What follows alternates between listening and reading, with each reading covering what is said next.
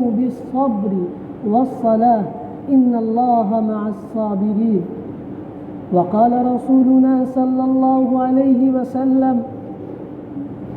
عجبا لأمر المؤمن إن أمره كله له خير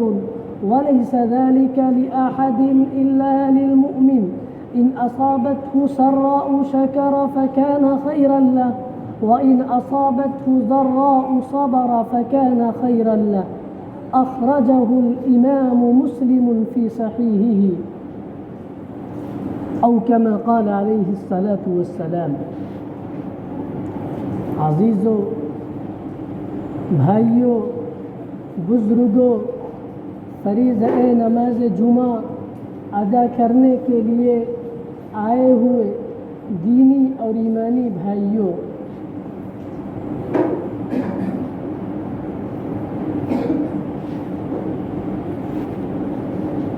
میں نے جو آیت کریمہ تلاوت کی ہے اس کی روشنی میں کچھ باتیں مجھے عرض کرنی ہے. آیت کریمہ میں اللہ رب العزت والجلال نے ایمان والوں سے، نبی صلی اللہ علیہ وسلم کا کلمہ پڑھنے والوں سے یہ مطالبہ کیا ہے کہ وہ صابر بھی ہوں، شاکر بھی ہوں، وہ صبر کرنے والے ہوں مصیبتوں پر اور اللہ کی نعمتوں پر شکر ادا کرنے والے ہوں. اور یہ ایسا نہیں ہے کہ اللہ کی طرف سے کوئی بوجھ ہے، کوئی ذمہ داری ہے بہت بڑی، بلکہ یہ ہم سب کی آسانی کے لیے، ہم سب کی سہولت کے لیے ہے. کیونکہ انسان کو اس دنیا کے اندر بھیجا گیا اور اس کے ساتھ بہت ساری خواہشات لگا دی گئی. تو دنیا میں آنے کے بعد انسان کی کچھ خواہشات تو وہ ہوتی ہیں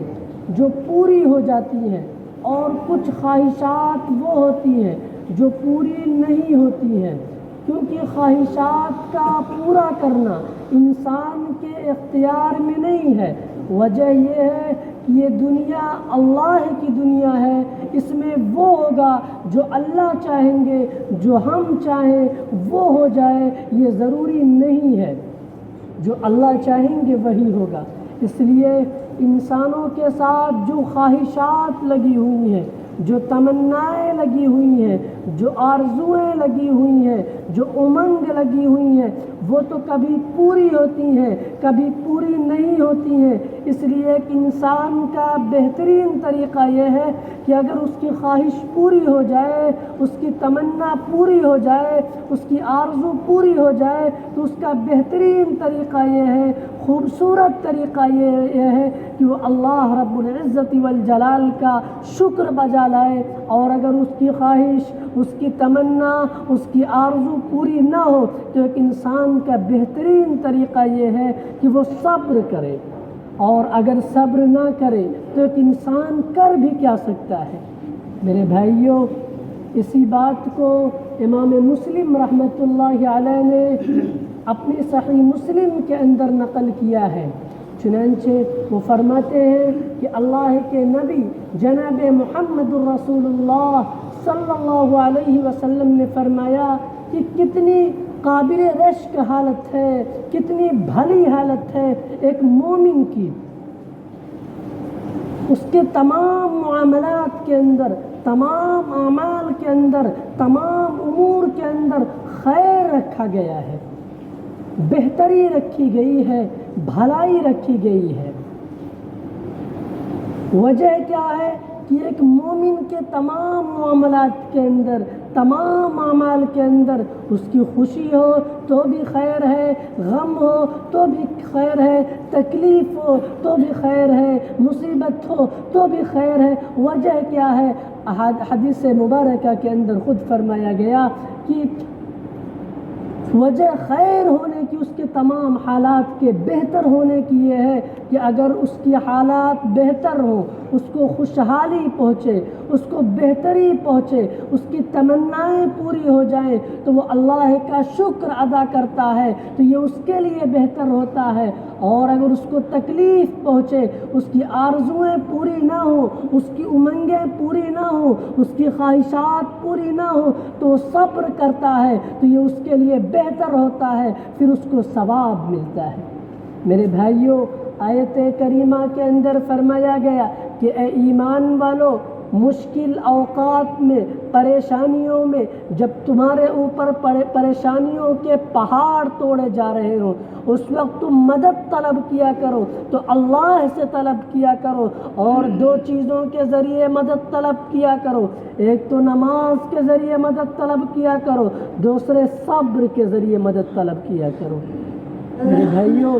آج جب پوری امت مسلمہ ایک نازک دور سے گزر رہی ہے، آج ملت اسلامیہ ہندیہ پر مختلف طریقے سے یلغاریں کی جا رہی ہیں، اسلام پر حملہ کیا جا رہا ہے، ایسے مشکل حالات میں ایک مومن کا طریقہ یہ ہے کہ وہ مسجدوں کی طرف آئیں، نمازیں پڑھیں اور صبر کریں۔ میرے بھائیوں، اور صبر کرنے والوں کے بارے میں قرآن کریم کی اگلی آیت کے اندر فرمایا گیا ان اللہ مع الصابرین، کہ جو حضرات پریشانیوں کے اندر، مشکلات کے اندر، مصائب کے اندر صبر کرتے ہیں، اللہ ایسے لوگوں کے ساتھ ہے۔ اللہ کے نبی حضرت موسیٰ علیہ السلام کو اور ان کی قوم کو جب فرعون نے ستایا، ان پر ظلم کے پہاڑ توڑے، تو اس وقت وہ اپنی قوم کو لے کر جب نکل رہے تھے اور اپنے وطن کو چھوڑ رہے تھے، اس وقت سامنے دریا آ جاتا ہے اور پیچھے فرعون کی ظالم و جابر قوم ہوتی ہے، تو اس وقت ان کی قوم یہ کہتی ہے کہ اے موسیٰ، اب ہم کیسے اللہ کے عذاب سے بچ سکتے ہیں جبکہ آگے دریا ہے اور پیچھے فرعون جیسے سرکش آدمی کی قوم ہے، اس کے سپہ سالار ہیں جو ہم پر حملہ آور ہونا چاہتے ہیں، اب کیا طریقہ ہے کہ ہم ان کے حملے سے بچ جائیں؟ آگے تو دریا ہے، بچنے کا کوئی طریقہ نہیں، بچنے کا کوئی راستہ نہیں۔ اس وقت حضرت موسیٰ علیہ السلام نے جو جملہ اپنی زبان سے ارشاد فرمایا تھا، قرآن حکیم نے اس جملے کو نقل کیا، فرمایا گیا حضرت موسیٰ علیہ السلام نے فرمایا ان معی ربی سیہدین، کہ میرا رب، میرا پروردگار میرے ساتھ ہے، وہ میری مدد فرمائے گا، میری رہبری فرمائے گا۔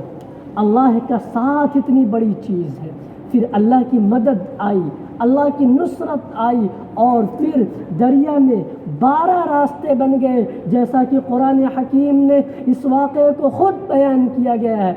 فرمایا گیا فَانْفَجَرَتْ مِنْهُ 12 عَيْنًا،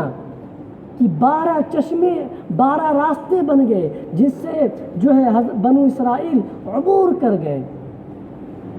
دریا کو عبور کر گئے اور اپنی جانوں کو فرعون جیسے ظالم و جابر شخص سے بچا لیا۔ یہ کیوں ہوا؟ کیونکہ ان کو اللہ کے اپنے ساتھ ہونے پر یقین تھا۔ میرے بھائیوں، جو آدمی صبر کرتا ہے مشکلات پر، مصائب پر، تکلیفوں پر، قرآن آیت کہتی ہے ان اللہ مع الصابرین، کہ اللہ صبر کرنے والوں کے ساتھ ہے۔ اللہ کے نبی جناب محمد الرسول اللہ صلی اللہ علیہ وسلم ہجرت کا سفر کر رہے ہیں، مدینۃ المنورہ کی طرف جا رہے ہیں، راستے میں آپ غار ثور کے اندر قیام کرتے ہیں، آپ کے رفیق سفر حضرت ابو بکر صدیق رضی اللہ تعالی عنہ جو خلیفہ اول بلا فصل ہیں، جو پہلے خلیفہ ہیں، خلیفۃ المسلمین ہیں، اس سفر ہجرت کے اندر نبی اکرم شفیع اعظم جناب محمد الرسول اللہ صلی اللہ علیہ وسلم کے ساتھ ہوتے ہیں۔ آپ فرماتے ہیں، نبی صلی اللہ علیہ وسلم سے عرض کرتے ہیں کہ اے اللہ کے رسول، کفار مکہ، قریش مکہ، دشمنان اسلام تو نظر آ رہے ہیں، ایسے میں ہمارے بچنے کی ان سے کیا صورت ہو سکتی ہے؟ اب تو ہم پکڑے گئے۔ اس وقت اللہ کے نبی جناب محمد الرسول اللہ صلی اللہ علیہ وسلم نے جو جملہ فرمایا تھا، قرآن حکیم نے اس کو نقل کیا ہے، فرمایا لا